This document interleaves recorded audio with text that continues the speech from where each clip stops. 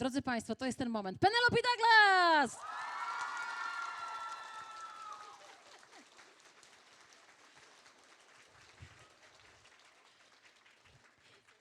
Can you say something to the microphone, please, for a second?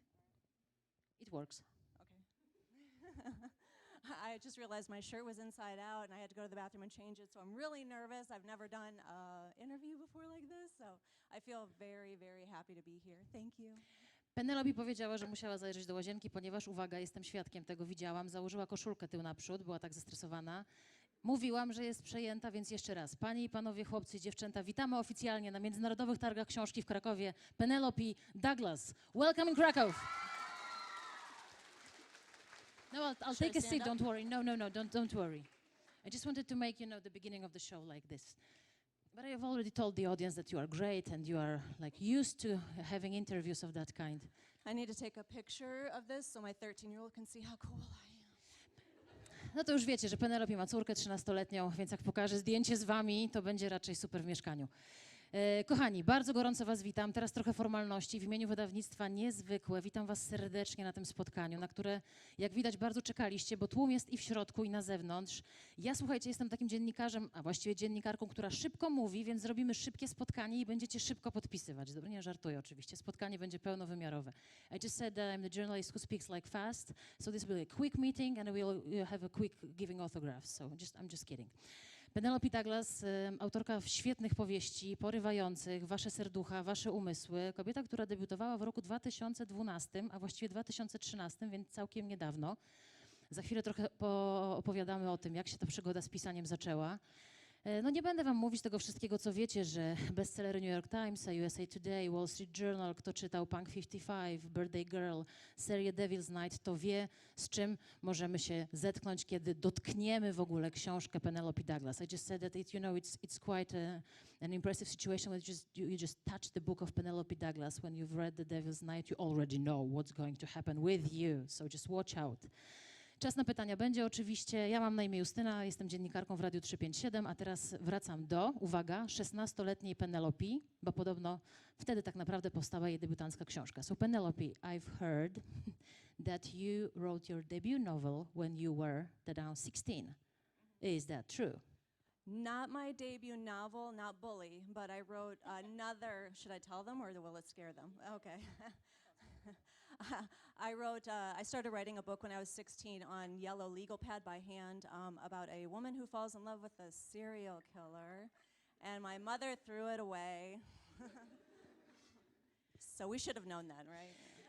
Czyli słuchajcie, sensacyjna informacja numer 1 na spotkaniu z Penelopą Douglas to nie Dręczyciel był tą pierwszą powieścią debiutancką, tylko książka napisana odręcznie, kiedy Penelope miała 16 lat, opowieść o dziewczynie, która zakochała się w seryjnym mordercy. Niestety mama czuwała i tę książkę wyrzuciła. A skoro o mamie mowa, to ciekawe, czy mama książki ci różne czytała. Speaking about your mother, did she read your different books? Was she a kind of a reading mom? No, she wrote, or she read the kind of the old-fashioned Joanna Lindsay Bodice Rippers, and I found her book, or I found a book that she was reading in her drawer when I was 15, and started reading romance then. She was hiding it from me. So she was reading romance, yes? No i wszystko zaczęło się właściwie to nie w tym wieku 16 lat, tylko jeszcze pewnie w brzuchu mamy, która czytała romanse. Kiedyś Penelope taki romans gorący znalazła właśnie u mamy w szafce i postanowiła, no właśnie, ciekawe, czy wtedy postanowiła pisać. But was that the moment that you've decided to write your own romance, when you found that romance in your mom's cupboard, or you decided to read romance? What was the moment that you've decided to write or read? I honestly don't remember what made me first start writing that first book, other than the fact that I really needed an escape from my life then.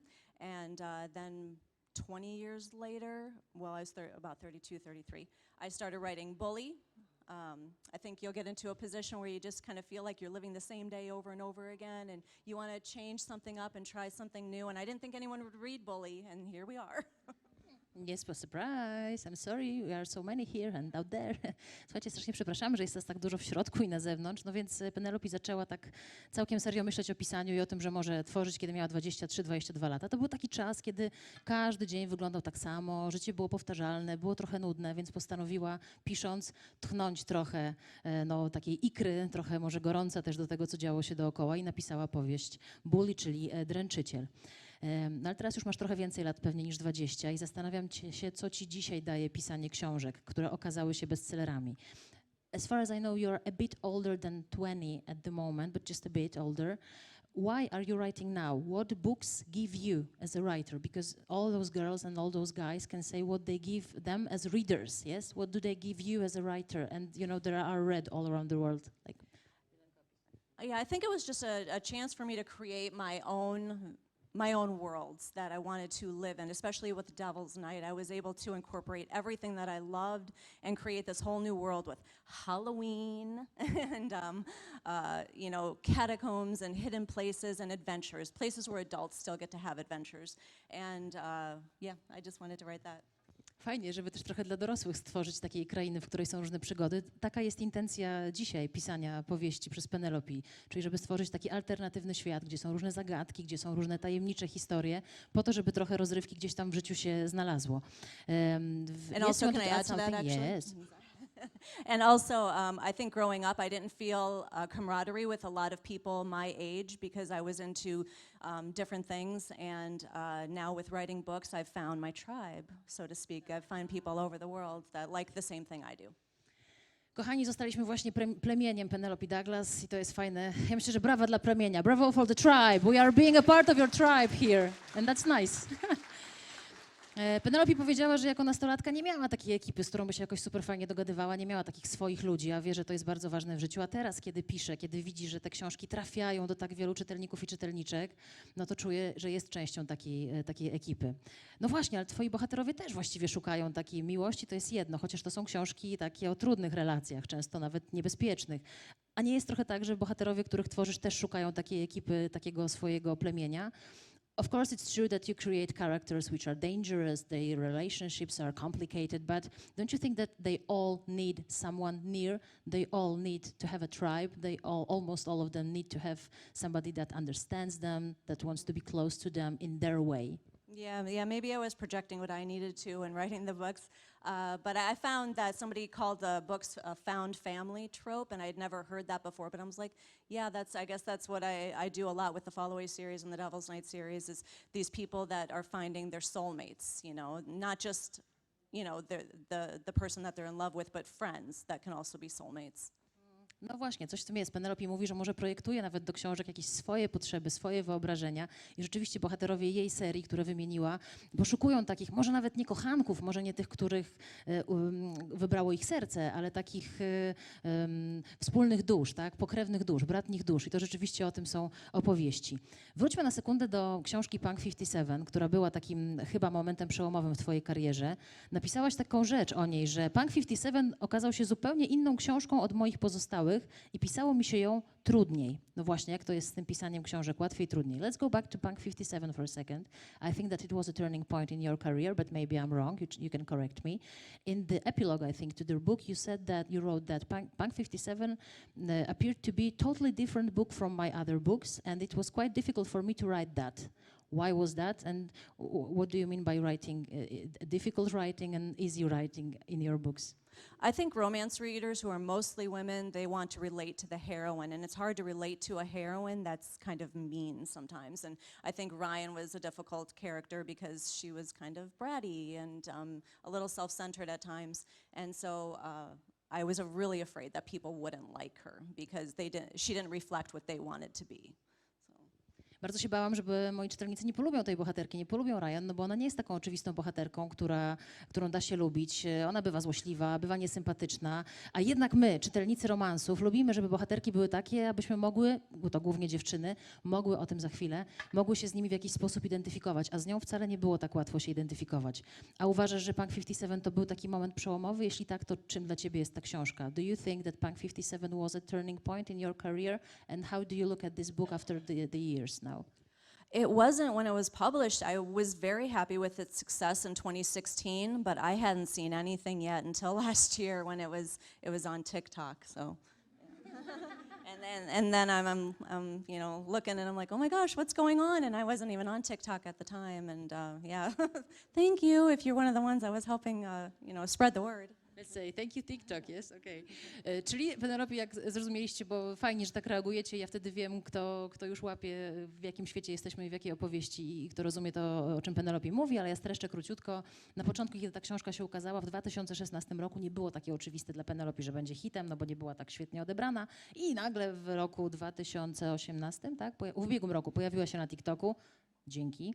Pojawiła się na TikToku, no i wtedy szał, cud i ogromna miłość do tych bohaterów i bohaterek. No dobra, bohaterowie i bohaterki. Nie wiem jak wy, ale ja mam coś takiego, że kiedy czytam to, jak pisze Penelopi, to mam wrażenie, że ona wchodzi w głowy po prostu bohaterek i bohaterów, że ona jest w stanie tak dokładnie odczytać, jak się czują w danej sytuacji, jak się zachowują, nawet to, czy jest im niedobrze, czy jest im słabo. Ma ogromną empatię. Jak ona to robi? I wanted to ask you, how do you do that, what you do in your books? I mean, when I was reading your books and I was reading parts of your characters, I was thinking that you are going inside the head of the character so totally, you are fulfilling the character inside and you are able to feel everything, even to say that someone is cold, someone feels sick, all the emotions that are going on inside. How do you do that? Are you so empathetic? Yes, is it empathy? Yes? Yeah, maybe. I think one golden rule of any writer is that if you aren't excited, then your reader won't be either. And I've given up on a lot of books because I hated them or I hated the characters because I know that it's just not going to be worth it. If I don't feel it, you won't either. But yeah, I was wondering about that. I'll let you translate first if you want to. Okej, więc przesłanie od Penelope jest takie, że jeżeli jesteś pisarzem i jeżeli ty nie czujesz po prostu podniecenia i podekscytowania, kiedy piszesz, to nie zakładaj, że twoi czytelnicy będą je czuć, bo prawdopodobnie to się nie wydarzy, więc ona sama, tworząc tę historię, budując bohaterów, sama przeżywa te emocje. Please go on. But I noticed that a few years back, I noticed that I was really exhausted after writing all day, but I'm like, why am I exhausted? I'm not moving, really. And then I realized that every time a character, gets knots in their stomach or clenches their teeth or, fists their hands, I'm doing that subconsciously. And then my muscles are just exhausted by the end of the day because I'm feeling everything they feel, yeah. I thought that you are doing that. That was my next question. No więc słuchajcie, ja się spodziewałam, że tak jest, bo Penelope, kiedy w ubiegłym roku kończyła kolejne książki, poczuła się bardzo zmęczona, bardzo, jak to jest? Przecież ja się nie ruszam, siedzę w miejscu, a jestem taka zmęczona, tak? Okazało się, że dotarło do niej, że za każdym razem, kiedy jej bohaterka czuje jakieś motyle w brzuchu, albo zagryza zęby, albo bohater, to ona to wszystko razem z nimi, razem z nią przeżywa, no i dlatego taki później mamy efekt. Speaking about the girl audience and the boy audience, the readers, like girls readers and boys readers, and girls characters and boys characters, or female male character, is it easier, or you wouldn't say easier, but different to write for girls? Are you writing for girls specifically or not necessarily?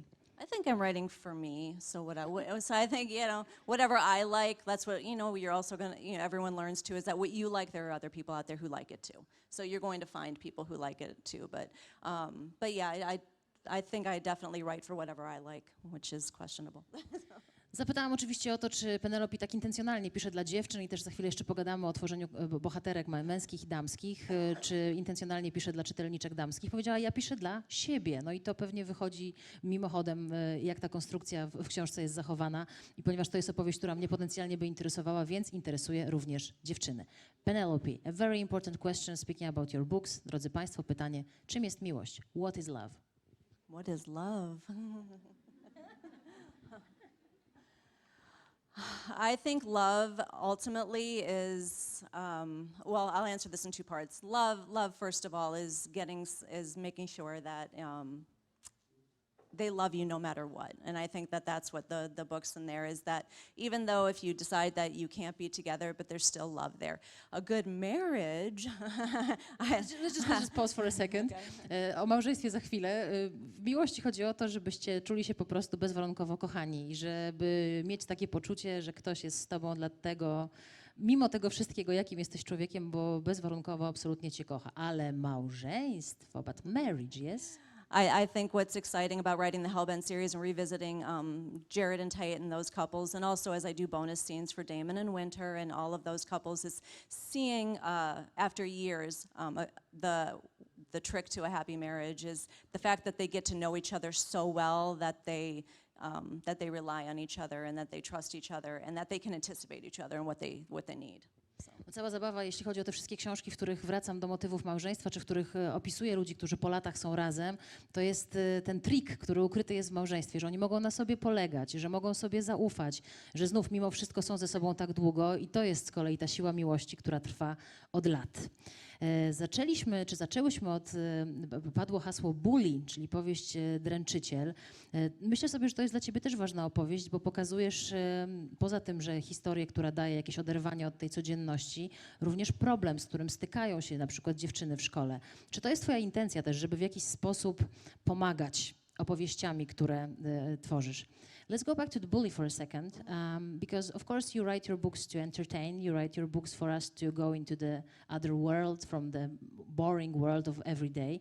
But in this novel, not only in this one, you are showing an important social problem, and you are showing people who are, for example, who are being bullied in school, who suffer. Is it a mission of yours in a way to help people who feel bad in situations with others at school, for example, at school? Oh, definitely. I mean, I don't think those feelings ever really leave us, the feelings of not belonging or the peer pressure of people around you as you get older. I don't think those feelings ever leave you. But I'll continue if you want to. No, oczywiście, że tak. Mam takie wrażenie, że takie uczucie, że nie pasujesz, nigdy od ciebie nie odchodzi. I to, że inni ludzie w jakiś sposób cię odrzucają, to jest coś, co może zostać z tobą na całe życie. And I totally forgot what I was just going to say. Okay. We were saying about helping with your stories, not only giving,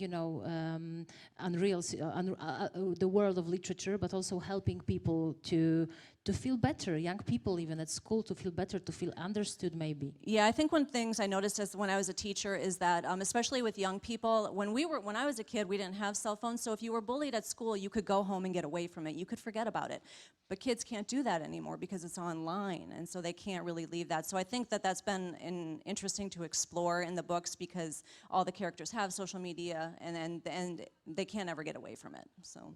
Bardzo ważny problem. Kiedyś było tak, że jeżeli ktoś cię na przykład prześladował w szkole, no to mogłeś iść do dyrektora albo powiedzieć kolegom i to się nie roznosiło. Teraz, jak wszyscy dobrze o tym wiemy niestety i wy też pewnie o tym dobrze wiecie, z powodu social mediów, no to nękanie roznosi się i może być pokazane bardzo dużej grupie ludzi i to jest po prostu bardzo, bardzo trudno znieść. Wszyscy bohaterowie tej książki mają social media, są w nich bardzo obecni, no i to w jakiś sposób wpływa na to, jakimi są ludźmi. And we were speaking, I asked you about love, and I wanted to ask you about devil. Devil. Devil? Yeah, devil. Do you think that each person here has a little devil inside? Zapytałam, czym jest miłość, zapytam, czy jej zdaniem każdy człowiek ma w sobie coś z diabła. Oh, Only boys. Yeah, definitely. I think I think there's always a part of people that don't want to admit something about themselves or something. I think that's why when I read reviews, I'm a pretty fragile person, but I try not to take it too much to heart because people will say one thing with their friends, but they might not want to admit certain things online either. So they might read books, so they might read the books but not say that they like it because they're afraid that their friends will judge them or something. But I think we all have that dark side of us that we like to explore, especially in books. And books let you do that. And movies. Okej, to szczególnie ta końcówka.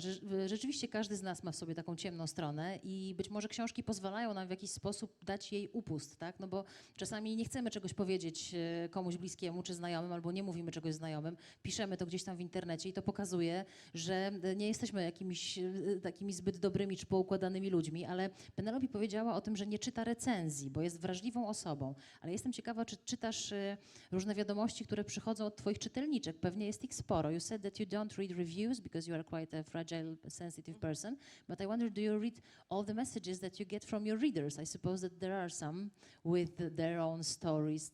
I'm not asking about reviews from the journalists, but from all these people here. Do I read all the messages you're asking? Yeah. Oh. No. Yes, I do, actually. Yeah, of course she does. Yeah. Okay. My assistant goes through and tries to make sure that, I don't see, sometimes I get threatened. So she'll delete those, try to before I see them, but I'm kind of a busybody and I'm always looking. So yeah, I do see them. Czyli Penelope je wszystkie widzi, ale od razu mówimy, że jest asystentka, która pomaga w przerobieniu całego tego materiału, który do Penelope dochodzi, ale pamiętajcie, że zawsze warto pisać, bo to są zawsze wasze emocje i wasze wrażenia, które macie po lekturze książki. Skoro o tych emocjach mowa, ja trochę zapytałam właśnie o to, jak ona to robi, jak Penelope robi, że się tak wczuwa w bohaterów i w bohaterki, jak się pisze bohaterów męskich, jak się pisze bohaterów żeńskich, jakim wyzwaniem jest jedna i druga grupa. So we are speaking about all those emotions that you are going inside the head, inside the heart of your character. What do you think, how do you feel about writing male characters and female characters? Which is more challenging or how does it differ? I really relate. I really find the male characters easy to write, especially Damon. Easy to write, especially Damon. Yeah. Da, da, da. That's the end of the meeting. No, I'm just kidding. I know. To jak już wiecie, uważam, że męskich bohaterów pisze się bardzo prosto, szczególnie Damon. Yes? So you gotta wonder about that. But I think I've always been scared that I didn't have freedom to write complicated female characters because I was afraid that you all would hate them if they were, you know, if they behaved a certain way. So I've always had fun writing the male characters because I felt like I had more freedom. But I'm trying to get out of that way of thinking and write more complicated heroines. So you can make male characters like worse, yes? You can complicate them and they're, I told you that boys Well, are I know worse. if you tell a reader, oh, this character is really dark and awful, and they're like, yes, I want him. You know? But with women. No, słuchajcie, to w skrócie mówiąc, zawsze się Penelope wydawało, że nie może pisać zbyt skomplikowanych właśnie bohaterek kobiecych, no bo musimy się z nimi w jakiś sposób identyfikować, ale bohaterowie męscy to tym lepiej, im gorszy, tym lepszy. To znaczy, no tak w skrócie, im bardziej skomplikowane, poprawcie mnie, jeśli ktoś tutaj mój angielski chce zweryfikować, że im więcej komplikacji gdzieś tam w charakterze, w zachowaniach wpakuje w tego bohatera męskiego, na przykład Damona, ale nie tylko, tym bardziej czytelniczki będą go, nie wiem, lubiły, czy się nim fascynowały może bardziej. Skoro przy tym jesteśmy, dlaczego dziewczyny lubią bad boyów? So speaking about that, why do you think we girls like bad boys? I think it's the confidence, probably. You know, women are attracted to confidence, and you know, someone who breaks rules and says what they want is attractive. Yeah. I married a bad boy. You married a bad boy? No, they say that we can love a bad boy like in high school, but then you marry a stable guy. No. Oh, he is able, but we thought about bringing him to Poland, but he was afraid he still had a couple of warrants out when he was from 16. Then he wouldn't be able to get in. Just one lady laughing. Ja też to dobre.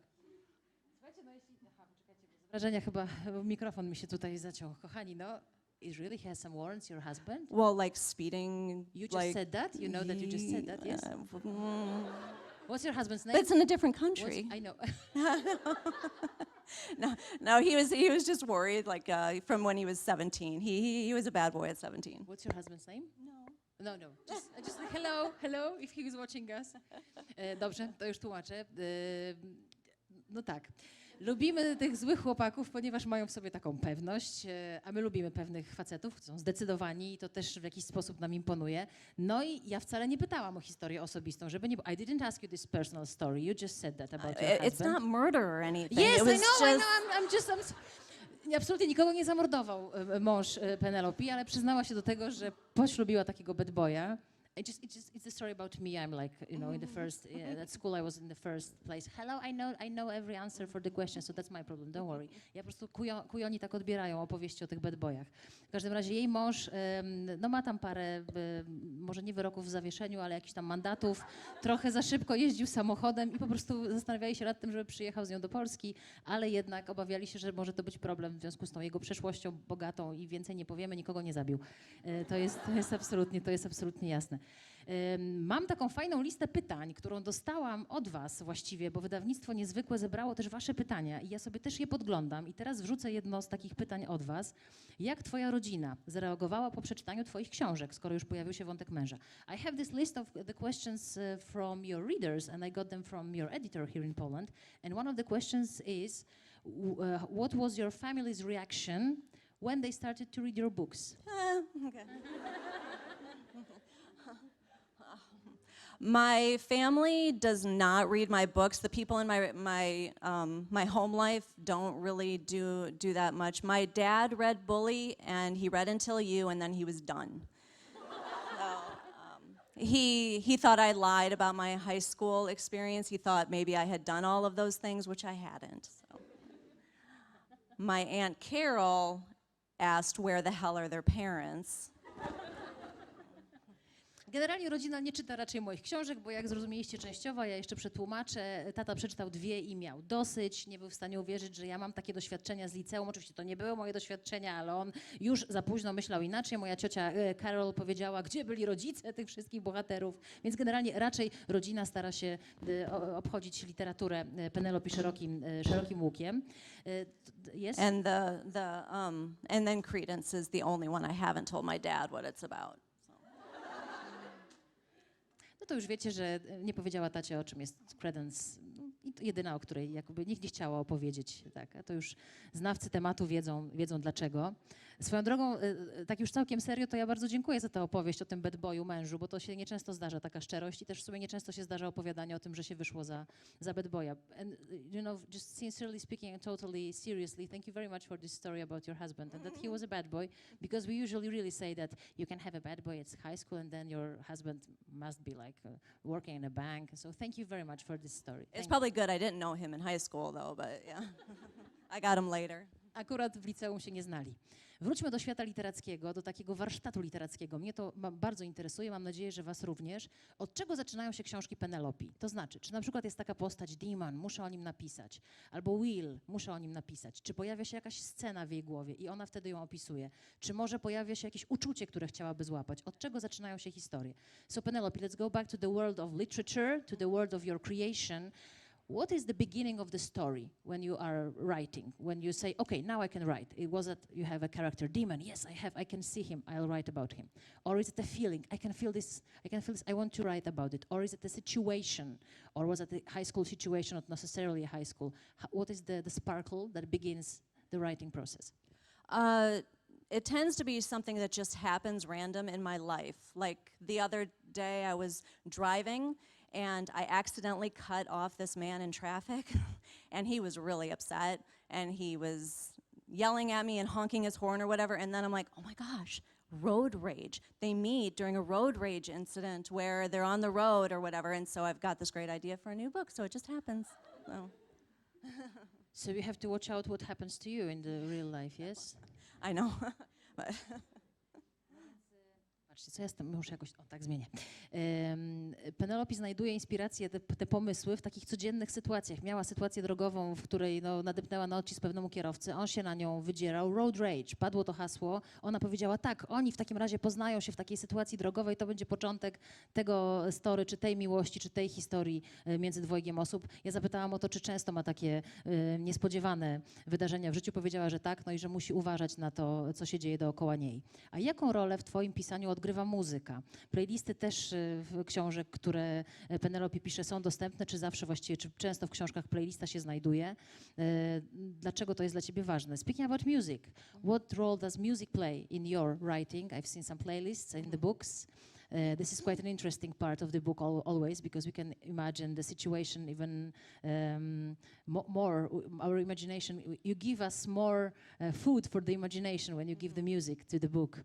What's the role of the music for you in writing? well, that's good to hear because I always worry that my musical taste is not very good I to love other Fort people. Or something. Minor, it's cool, oh my God. But I think that I believe that music is the greatest of all art forms, and I say that as a writer just because it's easily accessible, free in a lot of places. Everyone can afford it if it costs you something usually, which you can't say that about every art form.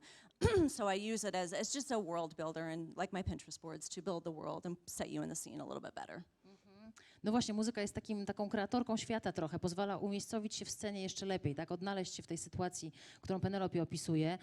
No i cieszę się, że ja tak odbieram też i pewnie wy również to, że ta muzyka dopala w jakiś sposób naszą wyobraźnię. Dla niej ona jest bardzo ważna i Penelope powiedziała, że muzyka jest nawet taką najwyższą ze sztuk, najważniejszą, największą ze sztuk, która oddaje najbardziej emocje i wrażenia. Skoro muzyka jest najwyższą ze sztuk, to jestem ciekawa, czy ty masz jakieś doświadczenia muzyczne. You said that it's the biggest art of all music. music. Do you have any musical experience? Do you sing? Do you play? No, but I actually just started clarinet lessons. Really? Yeah, I was supposed to take clarinet in 4th grade, but then my mom suddenly got remarried and we had to move, so I never got a chance to. So I'm back 35 years later to settle the score. Wow, brawo, słuchajcie, brawa, zaczęła lekcję klarnetu. Po tylu latach, w ogóle super, ale to wow, that's just so cool, because you can have time for that. And generalnie nie miała wcześniej Penelopi żadnych doświadczeń muzycznych, ale teraz postanowiła to zmienić i zaczęła chodzić na zajęcia klarnetu. Dobra, czy na sali jest lekarz? Nie żartowałam. Czy na sali jest ktoś, kto ma ochotę o coś zapytać teraz? Poczuł potrzebę serca, niech się... Ale pani na mnie spojrzała. Na panią patrzę w okularach, nie żartuję. Ale jeżeli ktoś jest... Pani tak, Jezu, serio można pytać? Nie, czy ktoś ma ochotę jakieś pytanie dorzucić? I just ask them if they want to ask some question at the moment. Okay. Tu mamy, ale just wait, czekamy na mikrofon. Zapraszamy, tu zapraszamy. Wspaniałe wydawnictwo, niezwykłe tutaj, elegancko nas wspiera, żebyśmy wszyscy słyszeli. Jak masz na imię? Patrycja. Patrycja. Jaka była najcięższa książka pod kątem wykreowania bohatera pod kątem psychologicznym? To moje pytanie, dzięki. Pytanie, the question from Patrycja. That's my question. Which book was the toughest, speaking about creating the character psychologically, the psychological shape and the pattern of the character, which was the most complicated? Probably the hardest to write was every book after Corrupt, because I needed to, because the world in Devil's Night is so intricate that it was hard to put in all those flashbacks and then sync them together through all 4 books. I was about to lose my mind. Like, thank gosh for Jen. Yeah, just trying to sync up that timeline because it's all together, you know, like some things are happening in Damon's flashbacks that were also happening in Will's, so it was trying to get everything together. It was the hardest. Wrócę do tego pytania, bo tu psychologia postaci, ja wiem, to zaraz, ale przy okazji dowiedzieliśmy się, która z książek była najtrudniejsza w ogóle do napisania. Wszystkie książki po Corrupt, ponieważ ten świat Devil's Night okazał się dla Penelopi też skomplikowany. Jak wiecie, w tych książkach jest dużo takich flashbacków, takich powrotów. Jeden bohater ma jakieś wspomnienia, inny ma wspomnienia i przy kolejnej książce było nawet autorce trudno się połapać w tym, co go dotyczyło, kto jak się czuł, w którym momencie, więc to było skomplikowane. But Patricia was asking about the psychological, about creating a character, yes? Which book was the toughest to write, speaking about creating this complicated character, this complicated personality? Tak? Dobrze? Yes. So the most complicated character? Yes. Yeah. Damon was definitely hard, yeah. Because he started in Corrupt at such a bad place, and a lot of readers hated him. Some of us loved him from the start, but a lot of readers hated him. So to build his redemption, so I had to get inside his head and try to make readers not excuse his behavior, but understand it. No dobra, macie to, chcieliście to, macie. Damon był takim rzeczywiście trudnym bohaterem do napisania, bo na początku niełatwo pewnie było się do niego przekonać. Nie chodzi o to, żebyście go tłumaczyli i żeby on uzyskał swoje odkupienie przez to, że go wytłumaczycie, ale żebyście go zrozumieli. I to było pewnym wyzwaniem, żeby tak tego bohatera poprowadzić, żeby takie właśnie emocje w was wzbudził. Przeglądałam różne fora komentujące powieści Penelopi i padło takie pytanie, na ile 4 bohaterów, tak? Kai, Michael, Damon and Will, to jest takie odniesienie do 4 jeźdźców apokalipsy. No i Penelope mówi, że jest. Ciekawe, co powie na spotkaniu w Polsce. I was reading a lot of, maybe not reviews, but opinions on websites about your books, opinions written by your readers. And we have 4 characters. We have Kai, Michael, Damon and Will, and they were wondering, does it have to do something with the 4 riders of apocalypse, with the 4 plagues, with the 4 horsemen of apocalypse? Okay, so yeah, in my head, I have them all paired up as one of the horsemen, but I kind of don't answer that usually and let readers decide who they think is who. So I won't ask specifically, but in general, yes, that was the intention, yes? yeah. Just that's why sometimes I'm like, I don't know if I like when readers say they have a favorite character because they're all one person basically. Because you know what Michael isn't good at, then Kai is. You know, where they all bring something to the table. You can't. They're not complete without all 4 of them. Bardzo fajne, that's cool, that's so cool. To wszyscy, właściwie ci 4 bohaterowie, oni nie są do końca zdaniem Penelopi, czy w założeniu Penelopi oddzielni. Ona ich czyta jako jednego bohatera, wspólnego bohatera i trochę tak deleguje, że jeżeli Kai ma jakieś cechy czy umiejętności, no to Michael ich nie ma. Jeżeli Michael posiada, no to Damon ich nie ma. Oni się uzupełniają, tak, w jej odbiorze. I dlatego nie zawsze lubi rozmawiać o tym, który dla kogo jest ulubionym bohaterem, jak czytelniczki czy czytelnicy odbierają, którego lubią najbardziej, bo oni są wszyscy w sumie jednym organizmem i są taką wspólną częścią i rzeczywiście w jakiś sposób są inspirowani jeźdźcami apokalipsy. Ale nie powie, jak tam jej zdaniem, którym jeźdźcem, bo to jest już do wyboru czytelników i czytelniczek. Pytanie od was. Skąd czerpiesz inspirację do pisania pikantnych scen w swoich powieściach? The question from your readers, that's why they are asking, from the editor that I got.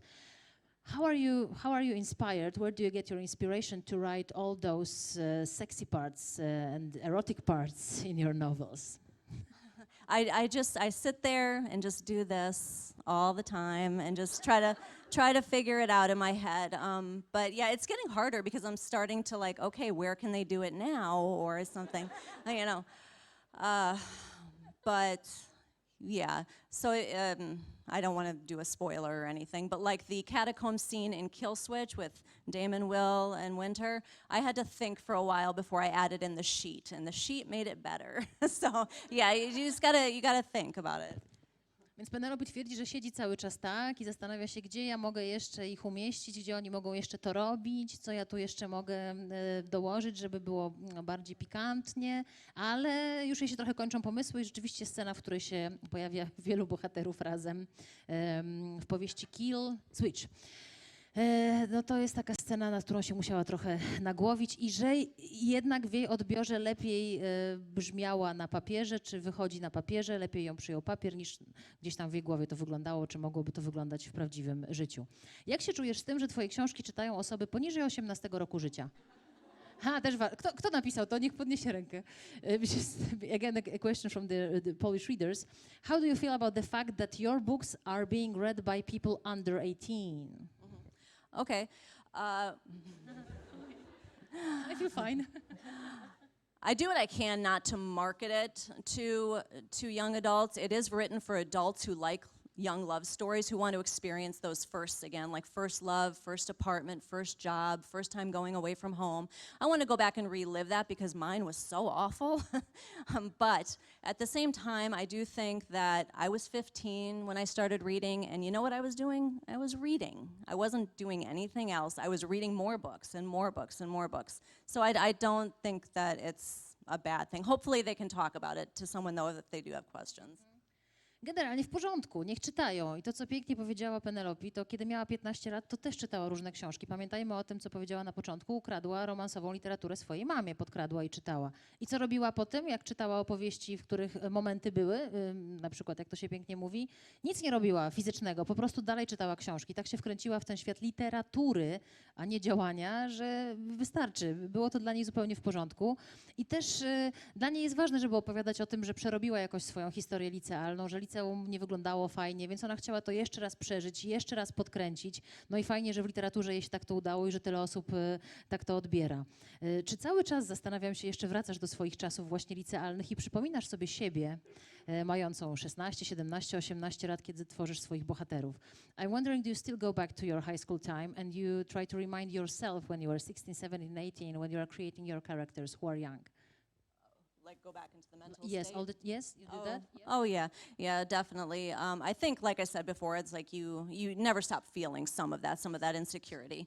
So it's easy to channel, and even right now, I feel like I'm not supposed to be here with answering questions. Like still like I'm not good enough or something. So yeah. You still think that? No.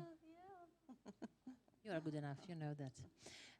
Penelope powiedziała, że to, co na początku właściwie wspomniała, że że pewne emocje z nami zostają na całe życie i rzeczywiście ona cały czas gdzieś tam pisząc swoje powieści wraca i gdzieś tam przerabia swoje historie, kiedy czuła się w jakiś sposób czy odrzucona, czy być może niezrozumiała. Ona cały czas ma takie poczucie, że może nie powinna tutaj siedzieć, że może nie powinna tutaj opowiadać swoich historii, że to jest takie dla niej dziwne i zaskakujące. Czyli dorzucam pytanie od was, czy spodziewałaś się, że twoje książki będą czytane przez tak wiele osób? So there is a question from the readers. one more and the last one from this list. Did you suppose that you were sure that you will have such a great success? Did you suppose that you are going to have so many readers? You could, no? No, like I said, when I wrote Bully, I didn't think anyone would read it. I just wanted to do something different with my life and try something and feel like I was still growing and moving forward. But yeah, it was interesting. It was like, yeah, no, I never anticipated it. W skrócie mówiąc nie. To ja dorzucę do tego pytanie, kiedy poczułaś się pisarką. So when did you feel a writer? Yes, Penelope Douglas, I'm a writer. Do you remember the moment? Probably after Corrupt, and then I felt like I had a reader base, and I felt like I wanted to do this forever. I like having my super flexible schedule and being my own boss. No prawdopodobnie po książce Corrupt, kiedy zobaczyłam, że mam taką dużą grupę czytelników i czytelniczek, że jestem częścią tej grupy, że właściwie ją stworzyłam i bardzo lubię swoją rolę pisarki, mam bardzo taki dostosowany do moich potrzeb rozkład dnia, mogę żyć po prostu na swoich zasadach i to jest dla mnie super. Dziewczyny, chłopaki, kto coś dorzuca z pytań? Można się dzielić, dawajcie. Bardzo proszę, tu mamy panią. Bo słyszę szmery, to mogą być takie szmery z pytaniami, a to trzeba do Penelopi. Jaka jest twoja ulubiona postać z twoich książek? Wiedziałam, że to pytanie padnie. I knew it, of course the question. A jak masz na imię, przepraszam? Olivia. Olivia is asking which character is your favorite from your books. You can say tomato, pomidor. Which character is my favorite? I will definitely say that I relate to Casey from Falling Away, Juliet, or Ryan, because they were more like I was in high school. They had some complications, and they weren't always nice. They did things for self-preservation that you shouldn't always do. But probably the greatest character development I've done, my proudest character, is Damon, because he started so low, and it's great to see how much he's changed and part of the family. Czyli właściwie dwie kategorie ulubionych bohaterów. Casey i Ryan to bohaterki, czyli takie dziewczyny, z którymi Penelope najbardziej się identyfikuje. To znaczy one są najbliższe temu, jaka ona była, kiedy była w liceum, temu, jakie miała rozkminy, jak się czuła, czy czuła się porzucona, czy czuła się taką postacią, która była w stanie jakoś zbudować swoją codzienność. Natomiast gdybyście pytali o to, którego bohatera tak literacko najbardziej dopracowała i który jest taki literacko najbardziej wybitny, to nie będzie zaskoczenia, jeżeli powiemy, że Damon. No więc jeżeli Damon się znów pojawia na tym spotkaniu, wyobraźmy sobie, że on tutaj wchodzi i Penelope ma z nim pogadać. Ale spokojnie, proszę się jeszcze nie dusić. Jest ratownik tutaj. Jest ratownik. Just because one lady there is, oh my God, I just said don't. We have paramedics here, so if anything happens, because my question was, because we keep talking about Damon, you know, have you noticed that? So let's imagine Damon coming in this room. And I'll do like this, and we'll have Damon sitting here. And how would your chit-chat with Damon look like? It would probably be a lot of banter and smoking, yeah. So, yeah. Pogadaliby, zajarali. Brzydkie słowa. You wouldn't act like a mother. You are his mother, actually. Yeah, no, definitely. I get protective, definitely. Are there any questions you would like to ask Damon, or maybe you think Damon would ask you some questions? Yeah, I definitely think Damon would probably ask me some questions, like why, didn't I have a better reason for sending him to prison? So I probably should have had a better one. Damon prawdopodobnie zapytał, dlaczego nie znalazło się jakiegoś lepszego powodu, dla którego zostałam wsadzony do więzienia, albo jakieś inne zarzuty, które mógłby mieć do tego, jak go potraktowałam w swoich książkach. To a propos tego pytania, jakie pytania mogłyby się pojawić w tej rozmowie? And then I would probably ask him why he threw Will into the ocean. Zapytałabym, dlaczego wrzuciłem do oceanu. Ja bym zapytała, dlaczego on ją wrzucił do oceanu? Yes? No i to wszystko. No i to sytuacja jest jasna. Czy teraz jesteś w procesie pisania? Bo zastanawiam się, nie wiem też jakie macie doświadczenia z pisarzami, ale często jest tak, że kiedy autorzy są na przykład w trasie, kiedy opowiadają o swoich książkach, które się właśnie ukazały, to nie pracują nad niczym kolejnym, bo nie są w stanie tak przestawić swojego myślenia, żeby być w jakiejś nowej rzeczywistości. Ciekawa jestem, jak pracuje Penelope. I'm wondering, how are you working? Are you working on something new now? Because you are here in Poland, you are meeting your readers. Are you able to think about new story at that moment, or you have to do this work and go back home and then you will try something, begin something new, start something new? Yeah, I'm almost finished with a book, so about another month I'll be done with one, and then I need to edit it. But yeah, I always bring my laptop and think I'm going to work, and then I never do. But I bring it, I try. Zawsze bierze ze sobą laptopa i sobie obiecuje, że będzie pracować, ale nic z tego zazwyczaj nie wychodzi, ale założenia zawsze są dobre. Jak pewnie wiecie, Penelopi w Polsce jest po raz pierwszy, więc nie mogę nie zadać takich pytań, które są związane z jej wrażeniami. Kraków, piękne miasto, wyjątkowe zresztą miasto. Z tego co wiem, to już coś widziała. Chyba też nawet jadła pierogi i ciągle z nami jest, więc chyba spoko, te pierogi są. I recognize that word, so. Yeah, you know what I'm going to ask you, because actually I thought about beginning this meeting with those questions, but you know we are here live and everything can change. Reality is fast and full of surprises. But I would like to ask you about your first impressions about being in Poland, because that's actually your first trip to Poland, not necessarily with literature, but in general. You've never been to Poland before. No. And you've tried pierogi, yes, yesterday. So what Yes, do you last think night. about? What do you think about? Have you seen anything in Krakow, and how about pierogi? You are still alive, so they must be tasty. Yeah, no, last night we went to dinner and I had my first pierogi. I loved it. It was amazing and savory. I had meat and onions with it, so it was great. And then we saw burlesque, and that was a whole new experience because I'd been in Vegas for 15 years and I'd never seen a burlesque show, but that was amazing. We finally got to see that, so yeah, I'm having fun. What show? What show you've seen? Was it? Burlesque. You've been to the burlesque show yesterday? Yes. Zaczynamy to spotkanie jeszcze raz, drodzy Państwo. Dobra, słuchajcie, to fajnie zabraliście. No więc wydawca zabrał Penelopi na show burleski i nigdy nie... I to jest ciekawe, bo Penelopi... You live in Las Vegas, yes? In the I States. did. You used to. Penelopi mieszkała w Las Vegas, co jakby można się szybko domyśleć, że raczej tam jest dużo uciech i rozrywek, ale nigdy nie była na show burleski. I to jest dopiero, przyjechała do Polski z Las Vegas, do Krakowa, po to, żeby zobaczyć burleskę.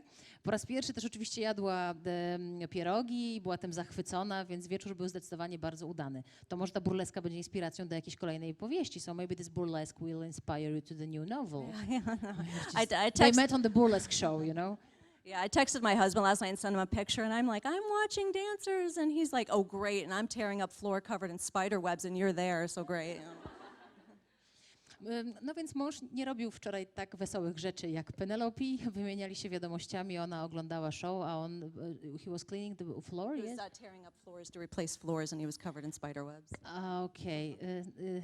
He was doing something with the floor, yes? Yeah, With the, tearing it up. tearing up. O Jezu. Zrywał, yes, Replacing the tearing, floor, putting new replacing floor, the... A tough guy, bad boy, but a tough guy. No więc mąż, bo ja musiałam dopytać, czy dobrze zrozumiałam, mąż zrywał podłogę, żeby położyć nową. A w tym czasie Penelopi, jedząc pierogi i popijając szampana, you are eating pierogi and drinking wine while your husband was tearing the floor and you are watching dancers. A Penelopi w tym czasie oglądała tancerki na burlesce i popijała wodę i jadła pierogi, więc piękny, piękny wieczór. To wróćmy jeszcze na chwilę do tego świata twoich bohaterów i bohaterek i tej psychologii. Czy ty się, bo mówisz dużo o tym, że inspirowałaś się swoimi różnymi wspomnieniami z liceum, na ile też jakaś taka wiedza psychologiczna pomogła ci w tym, żeby stworzyć taką, a nie inną postać, czy taki, a nie inny świat? I'm still wondering about you creating characters and giving so much tension between them, giving so much desire, so much emotions. You said that you based a lot of stuff on your high school, on your own feelings, but were you interested in psychology? Are you interested in psychology? Maybe you were basing it that also on other people that you know, other friends? Where do you take all that emotions? You are able to create different state of minds, different state of feelings. How is that? It's just a gift. It's just a gift. To tylko dar. To po prostu dar. It's a talent. Yeah, I sit there and I think a lot. I just sit in my office and then I wait till it feels right. So I like fighting in books. I like fighting because I like to make the woman fight back, and I like to see what she does when she rises to the occasion. So I constantly, it seems like I constantly have them in one argument or another. So yeah. Siedzę i myślę i mam talent, to przede wszystkim. I lubię Lubię takie sceny z walką, lubię w ogóle walkę, lubię walkę między bohaterami w książce. Lubię, żeby kobiety mogły oddać, tak, w tej walce, żeby kobieta mogła się odegrać, żeby kobieta miała szansę do tego, żeby zwyciężyć jednak, żeby postawić tę kropkę nad i. I to jest świetny wątek, bo o te kobiety też chciałam zapytać. No właśnie, na ile to są opowieści o silnych kobietach, które jednak finalnie rozdają karty, chociaż ci mężczyźni tacy bardzo no jednak stanowczy narzucają im pewne rozwiązania. So do you regard your books as stories about finally strong women, because you say that they fight back? Yes, of course we have like tough guys and handsome guys, and they know what they want, they make those girls do what they want, but finally isn't that the girl who wins? Yeah, I think some readers probably don't agree that the heroines are strong because they put up with so much. But and I understand that. But at the same time, I like to put them in those situations because I like to see them battle. I like to see them see what they're going to do, and at the end, they do end up with the guy. But I still think that they did it on their terms. No jasne, niektórzy może nie odbierają tego tak w moich książkach, że to bohaterki są silne, bo one w pewien sposób poddają się temu, co proponują mężczyźni i zawsze ta dziewczyna kończy z tym chłopakiem na koniec. Ale jednak dla mnie ważne jest, żeby pokazać, że one nie są do końca grzeczne, nie są do końca ułożone i że nawet ten finał, który no, kończą z tym bad boyem, to jednak one kończą z nim na swoich własnych zasadach. So you think that girls should do the world on their own ways? Yeah, You think that? Oh yeah, definitely. Go for what you want and follow your dreams. Yes, definitely. I love writing tension, though. Definitely love writing tension. So I don't know, how I channel it, but I love writing tension. Do you know that when I'm writing my sex scenes, do you notice that a lot of the characters are still fighting as they're about to have sex? Do you notice that? Because if, as a reader, I stop reading the sex scene when I know they're going to have sex. Do you guys skim over it once you know they're going to do it? No i w ten sposób kolejny skandal. Dowiedzieliśmy się dlaczego. Oczywiście z tym skandalem się uśmiecham, ale takie kulisy pisarskiej roboty. Dlaczego? Czy zauważyliście, że w książkach Penelopi oni cały czas gdzieś tam walczą, żeby był ten seks na końcu, że cały czas muszą się tam spierać, musi być ta walka, musi być ta niezgoda, żeby był ten seks, ponieważ Penelopi sama, czytając książki, nie lubi takich opowieści, w których wiadomo, że jednak pójdą do łóżka i że to wiadomo od razu. Nie, musi być to napięcie. Ona kocha to napięcie. Sama kiedy książki czyta, więc stara się tak to pisać w swoich opowieściach, żeby było to napięcie, żeby była ta niezgoda, żeby była ta walka, ale potem oczywiście, żeby były te sceny miłosne i te sceny erotyczne. Yeah, so I don't want you to skip the sex scene, so I often continue the fighting like as they're about to do it or even while they're doing it. So you keep reading because you're not going to know how it turns out. No tak, i to utrzymuje, no właśnie, w ten sposób utrzymuje nas cały czas w takim zainteresowaniu, no bo to wcale też nie jest tak, że jest ten seks, oni dalej walczą, potem może się będzie działo między nimi jeszcze więcej, te sceny będą jeszcze bardziej śmiałe i my cały czas, that's the definition of page turner, the page turning book. To właśnie definicja takiej powieści, która jest tak zwanym page turnerem, czyli że nie jesteście w stanie się od nich oderwać, cały czas tylko przerzucacie kartki i każda kolejna kartka jest dla was bardziej wciągająca. O Boże, kończymy. Krzyczą na nas, że musimy kończyć. Dobra, 2 pytania, jedno od was i jedno ode mnie. Tutaj pani w zielonym, pięknym sweterku. 2 questions, yes? Możemy prosić jeszcze mikrofon? Because we have to finish. Oh my God, it's already... Już biegnie. Biegnie. Elegancki mężczyzna, wcale nie bad boy. Gdyby mogła pani napisać jakąś scenę jeszcze raz, uważa pani, że zrobiła coś pani źle i coś by pani zmieniła w którejś z książek? Zapomniałam, że muszę tłumaczyć, nie? Ale okej. If you could write a scene again, because you think that you maybe made a mistake in one of the books. Do you think that you made any mistake in any of your books, and what scene you would like to rewrite? Is there any scene that you would like to rewrite? Oh, yes. I thought my reasoning for Jared's bullying was silly in retrospect. So that's one. Czyli to, że Jared prześladuje kogoś, to było bardzo niedobre i to jest jedna. I would like to rewrite a large part of Hideaway. I'm glad some readers loved it because it's good to know. But I felt like I could have done some scenes better there. Dużą część powieści Hideaway też chętnie bym przepisała. Wiem, że ona się podobała wielu czytelnikom i czytelniczkom, ale ja mam takie poczucie, że sporo materiału mogło tam być zrobionego lepiej. Maybe that's all. Oh, and I probably would have added in Caleb's point of view and Credence more. We needed his point of view a little bit more. Which character? Credence, you want to show him your book? Or is it your book? Their book, okay. That one. Okay. Yeah, I would have added Caleb's point of view in more.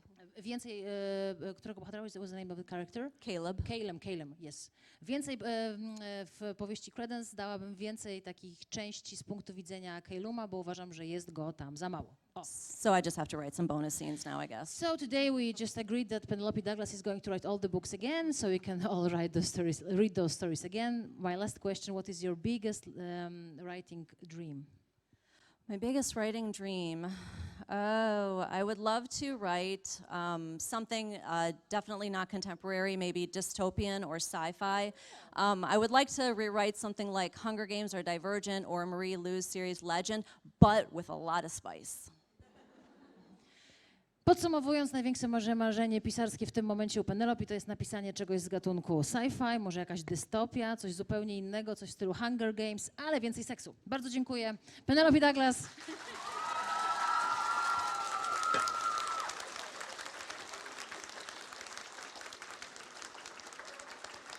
Bardzo wam dziękujemy. Mam nadzieję, że się dobrze bawiliście. Łyście. Tym bardziej to jest dopiero początek waszej zabawy, bo teraz czas na podpisywanie oczywiście książek. Mamy dla Penelopi kanapki, mamy dla Penelopi pierogi. Będzie siedziała długo z wami, więc zostańcie.